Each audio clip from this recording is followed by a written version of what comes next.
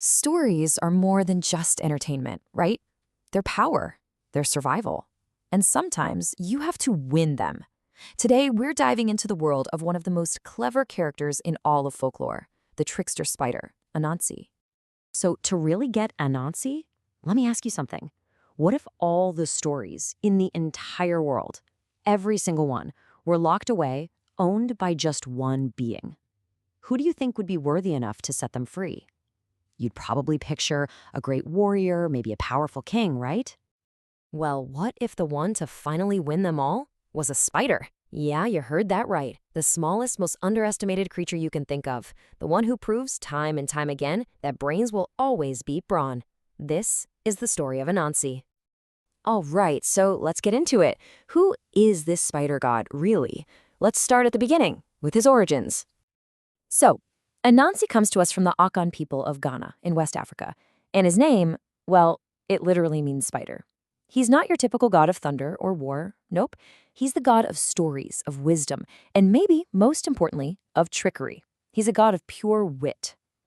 The thing about Anansi is he's a complete paradox. I mean, think about it. He's a tiny, vulnerable spider, but at the same time, he's a powerful god. He's a total mischief maker, a rule breaker, but by breaking those rules, he often ends up being this incredible cultural hero who shares wisdom with everyone. It's this constant tug of war between being weak and being powerful, between chaos and order, that just makes his stories so good. And that brings us to his greatest story, the one myth that really defines his entire legacy as the master of all stories. Okay, so picture this. Way back in the beginning of time, the sky god, a being named Nyame, owned all the stories in the world. He kept them locked up tight in a golden box. Anansi, being Anansi, wanted those stories for everyone. So he goes up to Nyame and asks to buy them. And Nyame, he just laughs. He sets this impossible price, something he's sure no one could ever pay. So what was this price? Nyame demanded four, well, impossible things. First, he wanted Onini, the python so big it could swallow a man whole. Then Moboro, a swarm of hornets whose stings felt like fire. After that, Osabo, the leopard with teeth like daggers. And for the grand finale, Mimoatia, a mischievous fairy who could never even be seen. I mean, any one of these would be a death sentence for the world's greatest warrior, let alone a tiny little spider. But see, Anansi didn't play their game. He didn't use strength. He used his brain. He used psychology. He tricked the python by playing on his vanity, getting him to measure himself against a branch and then bam, tied him up. He got the hornets to fly into a gourd to escape a fake rainstorm. He set a simple pit trap for the hungry leopard. He even caught the invisible dwarf with a sticky doll, playing on its curiosity. He brought all four creatures back to a completely stunned Nami. And Nami had to admit it. He declared that from that day on, all stories would belong to Anansi. They would forever be known as spider stories.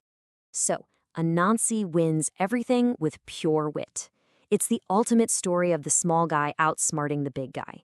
And that idea, that the small can always outsmart the strong, well, it would take on a whole new, profound meaning when his stories were carried across the Atlantic.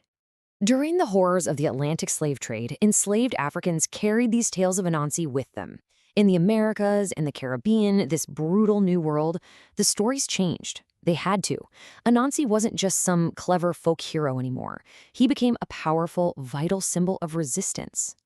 I mean, just think about it for a second. If you're living under the thumb of a brutal, powerful oppressor, a story about a little spider tricking a huge tiger or a god, that's not just a fun story. It's a blueprint for survival. It was a way to hold on to their African past, to assert their own identity, and to learn lessons in how to psychologically survive, and even fight back against a system that seemed unbeatable. And this role, the clever rule breaker, it actually places Anansi in a really interesting category of characters you can find all over the world, the universal trickster. So what is a trickster? Well, they're basically boundary crossers. These are characters who use their smarts to shake things up, to disrupt the normal way of life. They challenge authority, they break all the rules, and in the process, they often create something totally new. And Anansi is in some pretty famous company here. You see the same kind of character in Loki, the Norse god of mischief. You see it in Coyote from many Native American traditions, who's both a creator and a chaos maker. And you can definitely see Anansi's influence in another famous trickster you probably know. Yup, Brer Rabbit. A lot of the Anansi stories actually evolved directly into the Brer Rabbit tales we know from the American South.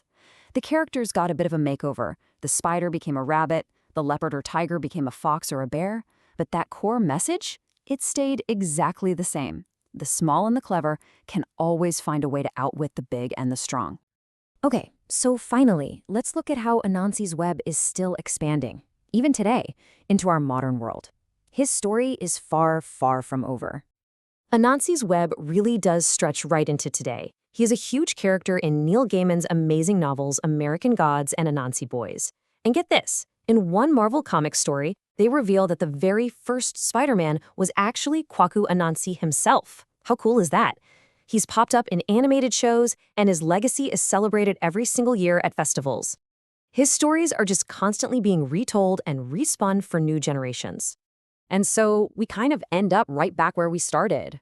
In a world that so often feels like it's run by giants, these huge power structures, these overwhelming forces, what can we learn from the spider? Well, I think Anansi teaches us that real power doesn't always come from size or from strength. It comes from knowledge, it comes from wit, and maybe most of all, it comes from the courage to spin your very own story.